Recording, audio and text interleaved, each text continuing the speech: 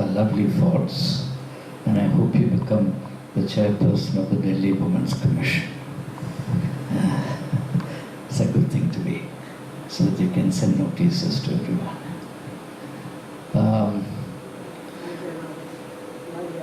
I must keep a distance because I fell from here. That's a problem with enthusiasm. You do not know where you stand. But of course you know where you stand after your fall. I do not want to tempt my luck a second time, because past 60 you get only one chance. All right, now let's take up this verse once again. As the heart pants after the brook, so does my soul long for you. For a while, before I come to the idea of God, which Himani has really touched upon very, very competently, let me raise a question with you. How many of you think or believe that you are a soul? Okay. I didn't say you have a soul, you are a soul. You can't have a soul. This is a very wrong way of putting it. You can have, in the ordinary sense of the term, only tangible material things. You can have a book, you can have a pair of shoes, you can have a cow, you can have whatever. But you can only be a soul. Okay? Be very clear about this. By the way, is it odd or even? Odd. So, are you allowed phone today? Huh? All right. If you actually want to walk the second mile, you can give up your phone even on odd days, and that's not odd. It's perfectly natural, because I have given up the use of phone completely. From the 20th of June till now, I've not used a phone. Except, of course, I have an instrument which lies at home. So when I reach home after 6:30, sometimes 7, I look at it, and if there is a call worth returning, I do return a call. Because I don't have a landline. In order to economize the expenses for the college, I surrendered my landline. So I only have this instrument, if anyone wants to call or contact. But from 7 a.m. till about 7 p.m. I don't use the phone. And I've completed more than 6 months without any harm to myself, and with great benefit to the college. My phone bill is now very small. So I'm saving money for the college. And I'm very happy about it. So coming to this idea of being a soul, there is increasing cynicism about this aspect of being human. Most people think that they are a body, and they are only a body. They may not say this, but that's writ large over the way they live. Because almost all of our concerns are about our body, our physical appearance, our physical well-being, our physical achievements, etc. Your understanding of yourself is best proved through the nature of your concerns. If you believe that your intellectual life is important, that you're a thinking, sentient person, then you will pay attention to the development of the intellectual aspect of your life, and that will then impact your lifestyle. On the other hand, if you think that you're only a body, then your obsession will be only with the body. I think we have looked at a passage in the Bible which says, do not worry about what you will eat, what you will drink, what you will wear. In other words, do not think that you're only a body. You're much, much more than a body. But it is also true, my friends, that there are people who create the impression in you that they're only bodies. Let me give you a rather somewhat intimate illustration. The principal who appointed me to the English faculty here was Reverend Rajpal. He was a very tall, hefty, majestic figure, but slightly saddled with a portly belly, of which he was very conscious. So one day he told me, well, listen, I'm now becoming conscious of my tummy. So I told him, and instinctively, spontaneously I told him, I said, sir, there are two types of people. One is, there are two types of people among pot-bellied people. One is those who make you aware of themselves only in terms of their stomach, the protruding stomach.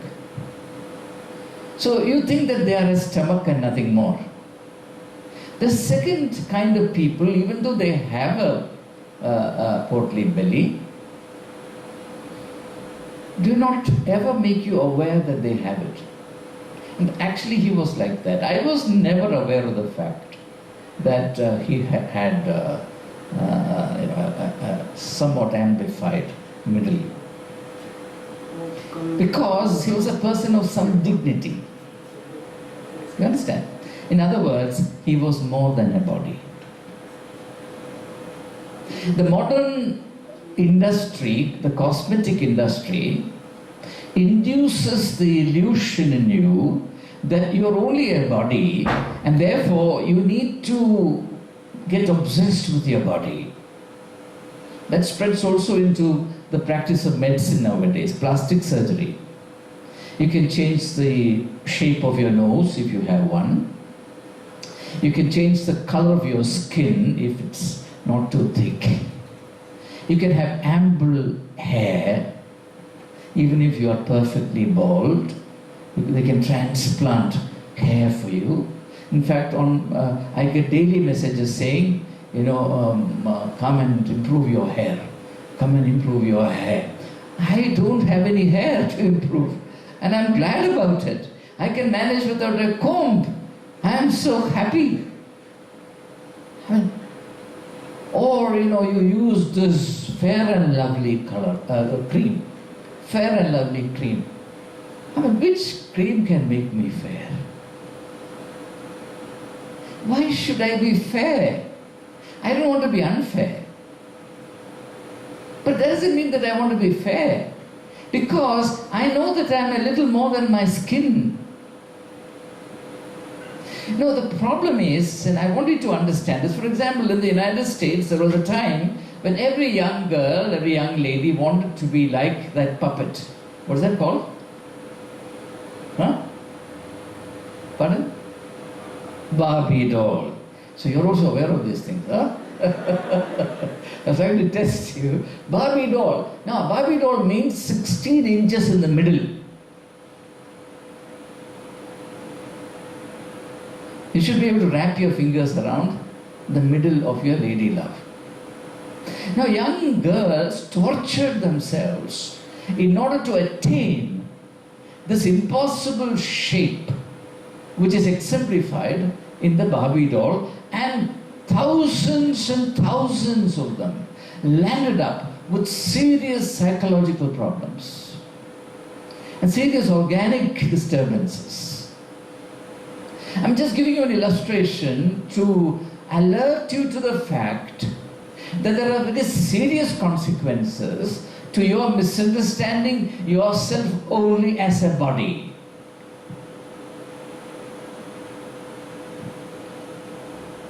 Now, one of the major problems in getting obsessed with the body is that you will invariably neglect the development of the other two dimensions of your being.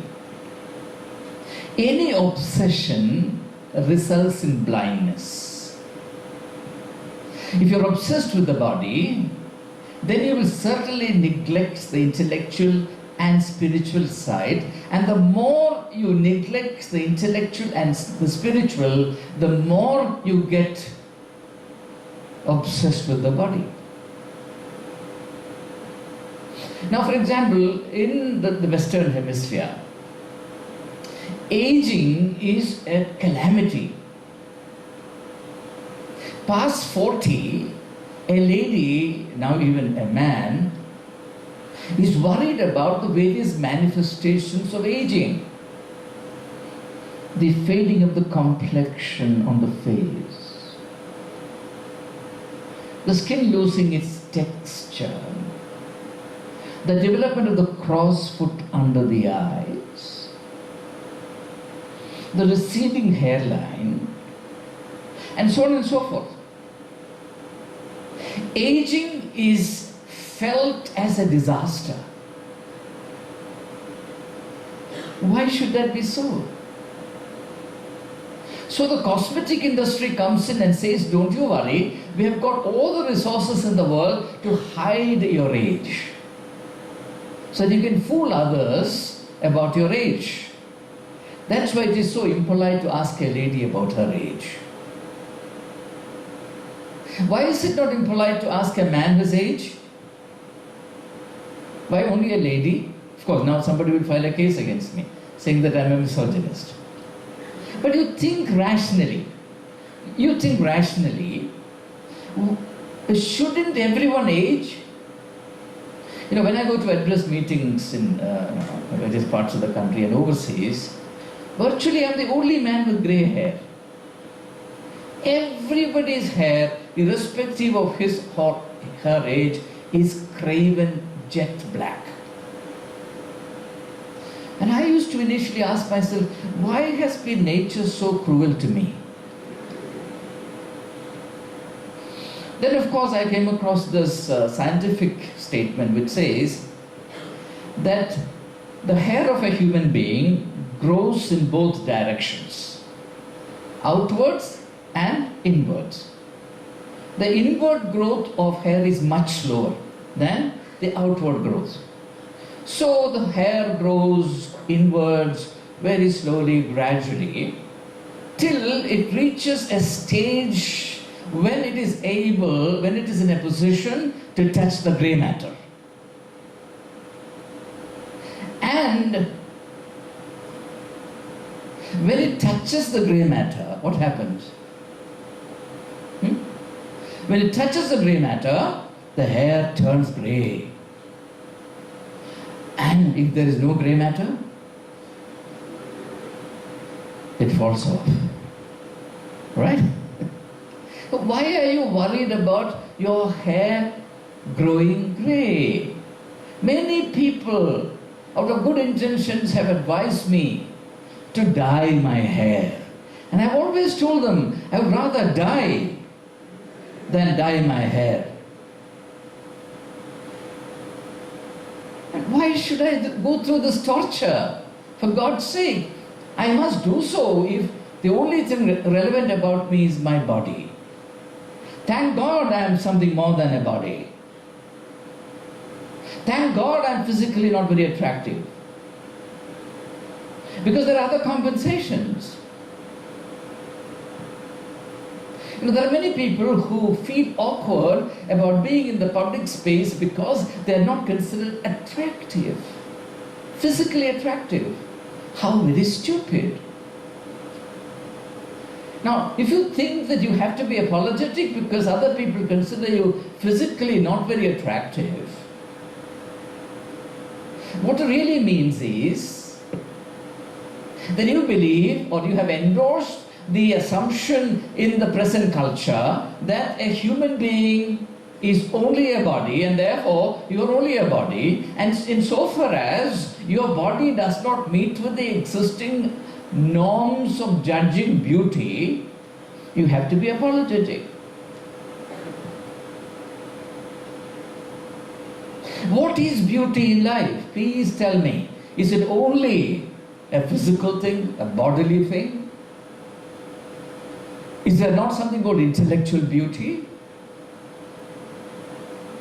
Is there not something called spiritual beauty? If a man is only a body, Gandhi stands no chance against Amitabh Bachchan or Shah Rukh Khan or the other gentleman who killed people in Bombay. What's his name? Huh? Salman Khan or whatever. Gandhi stands no chance. And there is no hope for most of us other than Kashif Ahmed.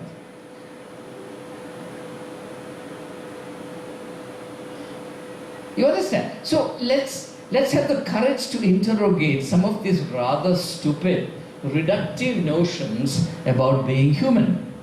The great thing is that we are not only a body, we are not only a brain, we are also a soul.